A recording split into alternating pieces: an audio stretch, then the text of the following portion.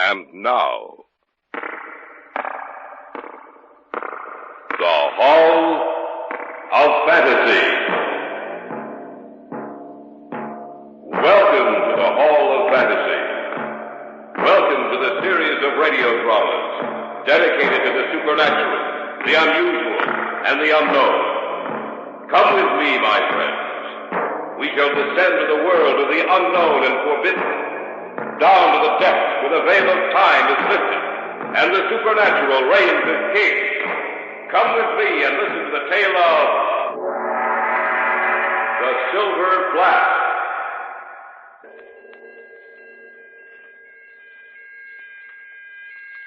And so it is that the prophecy of Charming shall be fulfilled. For the evil committed, your reward is death. And from the mouth of the flask poured a crawling white fog, which became quite dense, and then assumed the size and shape of the demon of the night, and it reached its hands towards his throat. Stay away from me. Stay away from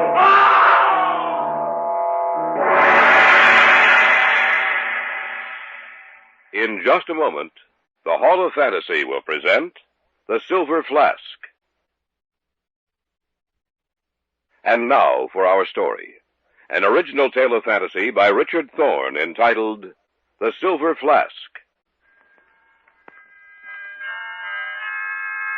And so it was that you charm caused the silver flask to be made. Small and thin it was, with a diamond embedded into its face, so that it could see. And he summoned the sorcerer Charming, and bade him bestow upon the flask the mantle of magic. And this was done.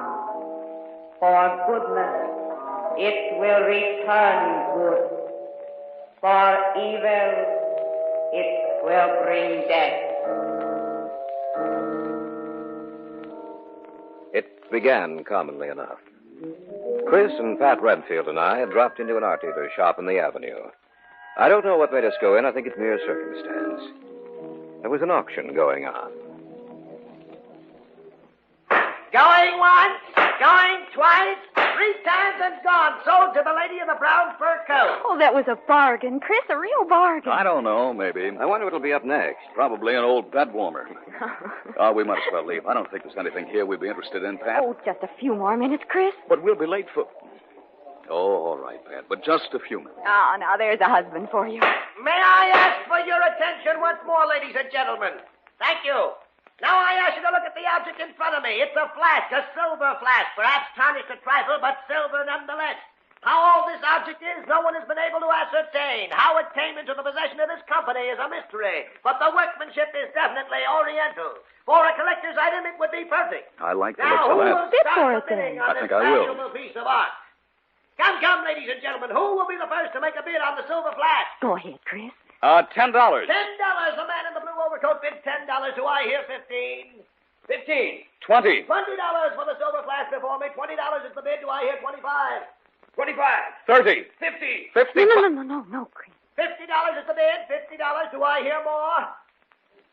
$50 is the bid. Going once. $50 going twice.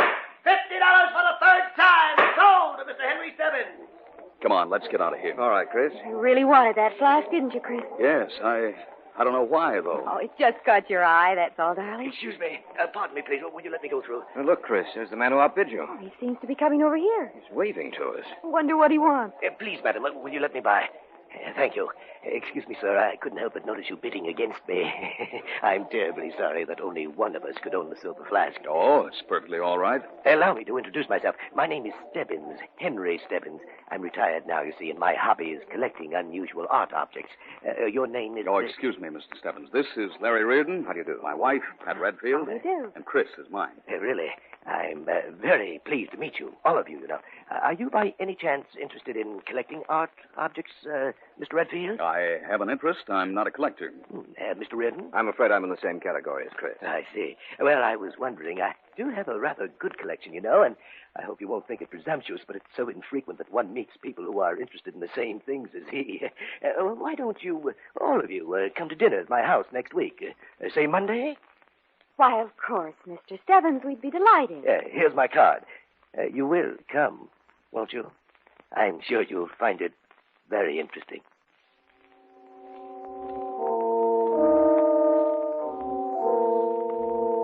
The following Monday, we went to Henry Stebbins' house. He seemed quite wealthy, for the house was large and lavishly furnished. After the meal, he showed us his collection, pausing finally when he came to the silver flask. As you can see, the flask is a bit different, shall we say, from when you saw it last. Why, it's as bright as a new coin. That stone in the center, it wasn't there when I saw it at the auction. Oh, yes, it was. It had been covered over by a thin layer of silver. I noticed the imperfection and took it off. Underneath was the diamond. Are you serious? Are you sure it's a diamond? Oh, quite sure, Mr. Redfield. You see, the silver flask has quite a history. It's really very ancient. How old is it? Oh, at least 3,000 years, possibly more. It's a relic of the Yuan dynasty, lost for over 2 centuries. How do you know these facts, Mr. Stebbins? I've been watching for the flask for several years. Many times I was sure I'd found it, but needless to say, I was disappointed. At last, however, it's in my possession. Would you like to know some of its history? Oh, I yes, should very say. much so. All right, then. It was first ordered made by the Chinese Emperor Yu Zhuan, made for him by the sorcerer Zhao Ming, who also was responsible for a certain jade dagger I would like to possess. Zhao Ming bestowed this magic upon it. For goodness, it would return good, and for evil, it would bring death. The flask was in the family of the Yu Zhuan for many generations. However, 100 years after it was first made, the last of the Zhuans was emperor. A member of his court plotted against him. Strangely enough, the original motivation was possession of the silver flask. But the night he came to steal the flask...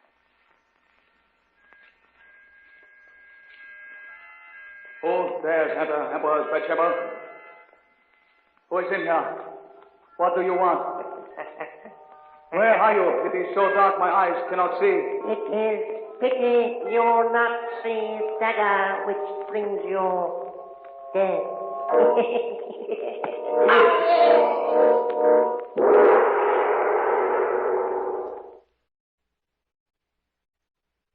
Back now to our story.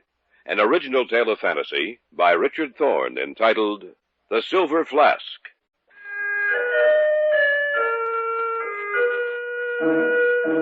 Our eyes were upon Stebbins as he talked. Yet we saw not the man before us, but the scene which his words conjured up in our minds. Is this story true, Mr. Stebbins? Every word of it, Mr. Redden. Is that all to the story? Oh, no, not at all. There's a good deal more to it. A good deal. I'd like to hear the rest of the story. You're sure I'm not boring you? No. All right, then. Let me see. Where was I? The Emperor had just been murdered. Oh, yes. What had originally started as a covetous fascination about the silver flask resulted in the murder of the last of the Juans. The killer knew of the supposed magical properties of the flask, yet he thought it only legend, with no true significance. He took the silver flask with him when he left the side of the murdered emperor. No one knew of the emperor's death. When the killer retired for the night, he put the silver flask next to his bed. But he was unable to get to sleep, and his gaze was drawn to the diamond in the flask, the all-seeing eye that Zhao Ming had given it. It began to glow and shine in the darkness, becoming a thing alive. The killer watched it in horrible fascination. And then he heard a voice. And so it is that the prophecy of Zhao Ming shall be fulfilled. For the evil committed, your reward is death. And from the mouth of the flask poured a crawling white frog which became dense, and then assumed the size and shape of the demon of the night, and it reached its hands toward his throat. Stay away from me. Stay away from me. So perished the killer of the last of the Juans. It's a rather fantastic story. Fantastic? Perhaps. The pattern has been repeated many times since, and perhaps it will be again. There is something quite fascinating about it. Yes, Mr. Redfield.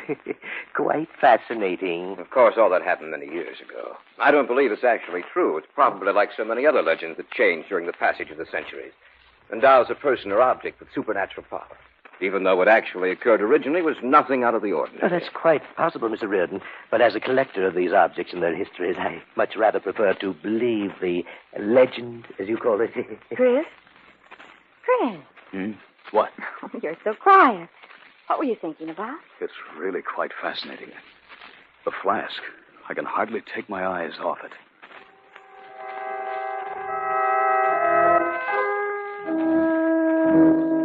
The evening ended shortly thereafter with another invitation from Henry Stebbins that we'd return soon. Chris was silent as we drove home, his mind lost in thought, only occasionally joining in the conversation. I knew that he was thinking about the silver flask. I was inclined to think of the story Henry Stebbins had told us as coming from a man who was highly nervous, a man who, because of his loneliness and preoccupation with himself, would read into the slightest glance a willingness to commit murder.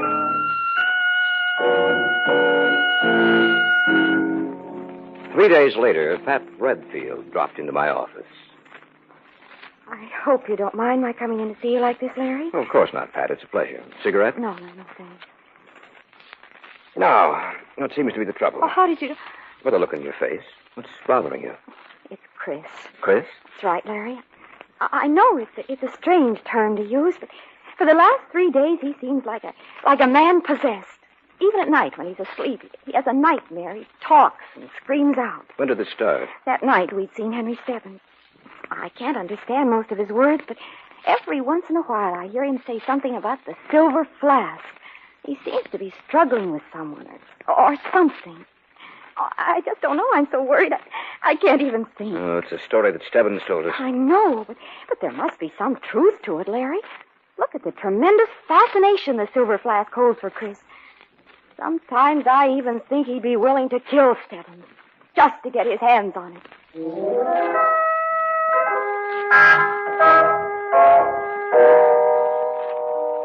In the evenings, I took to parking my car across the street from Stebbins' house to see who his callers might be. About a week after Pat had been to my office, I'd been parked across from his house for several hours.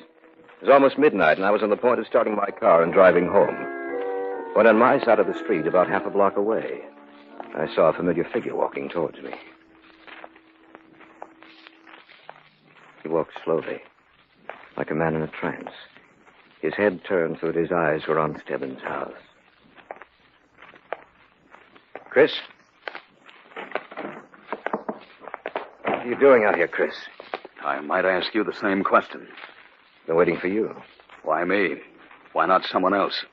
Because no one else has an interest in the silver flask. Has Pat been talking to you? Not recently. Then you know all about it, don't you, Larry? That I want the silver flask, that I'm going to get it now, tonight. No, you're not, Chris. Yes, I am, Larry. Now, get out of my way. Put that knife back in your pocket, you fool. It's pretty, isn't it? Just press a button and the blade snaps open. Out of my way. You're not going anywhere with that knife. No, we'll see about that. Oh, you asked for it, Larry. Oh, let go of my arm. Drop that knife. Drop it. Drop it. All right. That's better. Take this little thing. Now get into the car. Oh, I'll get into the car, all right, Larry. I won't make any fuss about that. You think you're doing me a favor by stopping me. I don't. Maybe my chance is lost tonight, but I'll get another. Don't worry about that. There isn't anything that's going to stand in my way. Not you, not Pat, most certainly not Stebbins. I'd even commit murder to get that silver flask.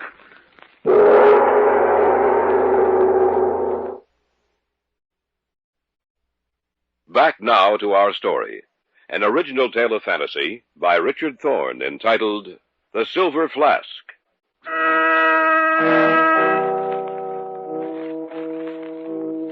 Chris was quiet and sullen as I drove him home. He didn't say a word to me all the while we were together. I watched him enter the front door of his house, and I drove back to my apartment. When I got there, I called Henry Stebbins. Hello? Mr. Stebbins, this is Larry Reardon. Oh, yes. You'd better make sure that your house is locked up tight from now on. Your friend? Yes. I've been watching the front of your house for several nights. Tonight, about midnight, I saw Chris. I think he intended to break in. I'll be careful. Thanks for calling.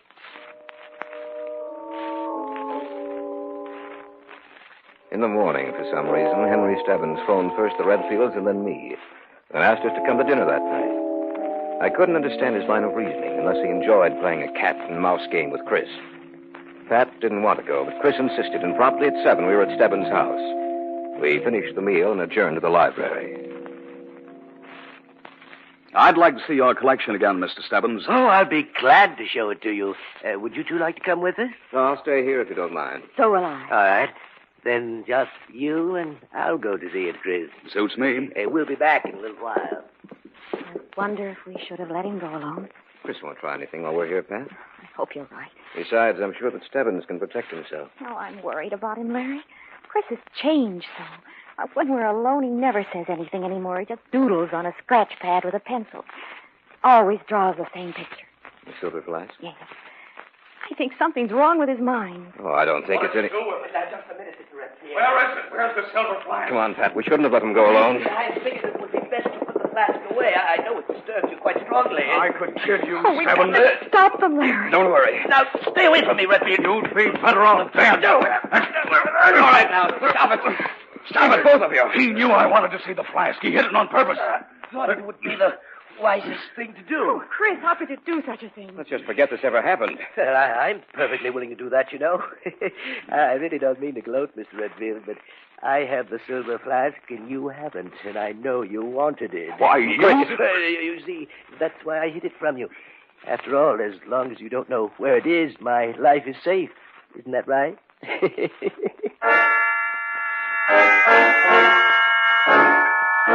Stebbins was right, of course. As long as Chris didn't know the whereabouts of the silver flask, Stebbins' life would be safe. But if Chris knew where it was with his overpowering obsession to own it and Stebbins stood in the way, his life would mean nothing to Chris. But Chris had told me that he wouldn't stop, even at murder.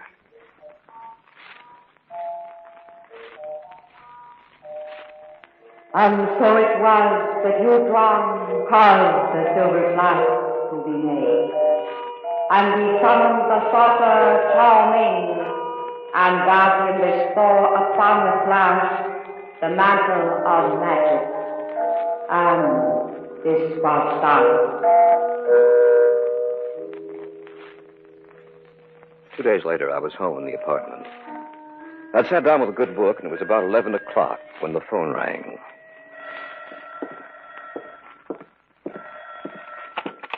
Yes? Oh, Larry, this is Pat. You'd better go over to the Stebbins house right away. Why?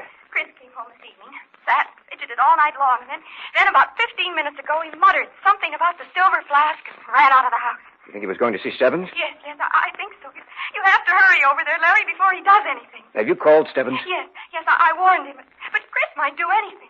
Oh, go over there, Larry. See that there's nothing wrong. I have the strangest feeling that Stebbins is going to die tonight.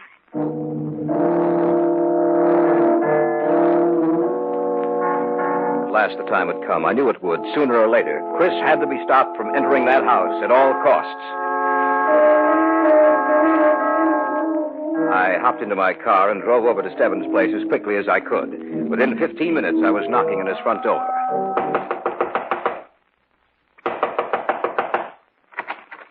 Oh, I'm glad you came, Larry. Pat phoned you, didn't she? Yes, I'm sorry I took so long coming through the door, but I was looking out the front window to see who it was.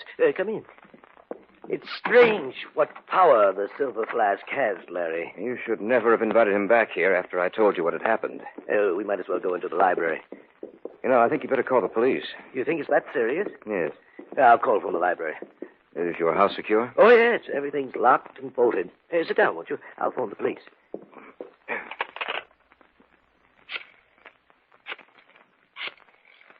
Stebbins, the flask still hidden? What? Oh, no. It's over there on the table. Perhaps the police can send a man out and you'll be able to go home. Oh, hello? My name is Henry Stebbins. I have good reason to believe that someone is going to make an attempt on my life tonight.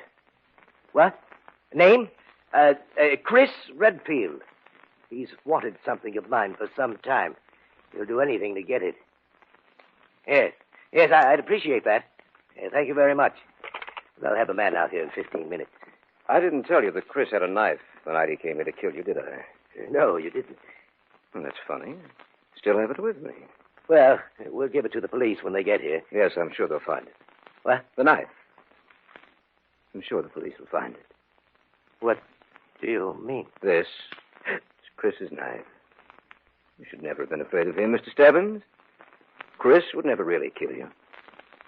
But I would.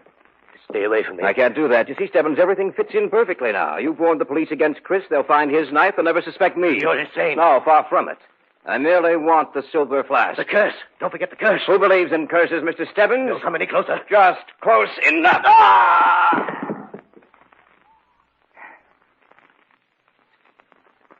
Good night, Mr. Stebbins.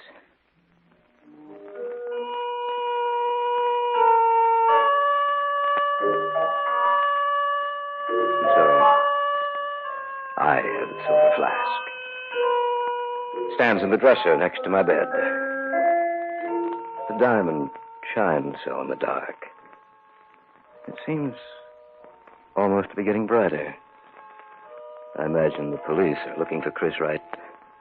The diamond is getting brighter. And there's something else. The sound.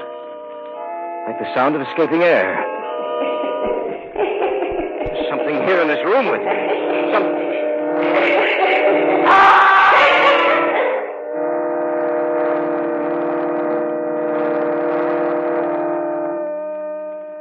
And so it was that you, John, caused the silver flask to be made.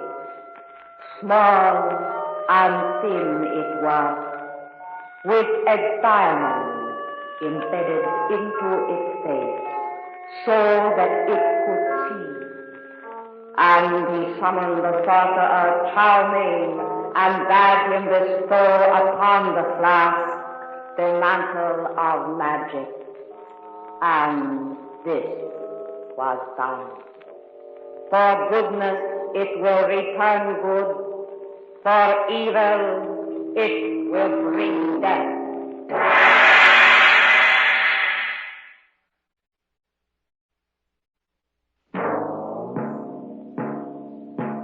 So runs tonight's tale of the unusual, the terrifying, the unknown. Join us again when next we journey down the corridors of the Hall of Fantasy to hear another strange tale of the supernatural. All characters and events portrayed in these programs are fictional, and any similarity to actual events or persons, living or dead, is purely coincidental.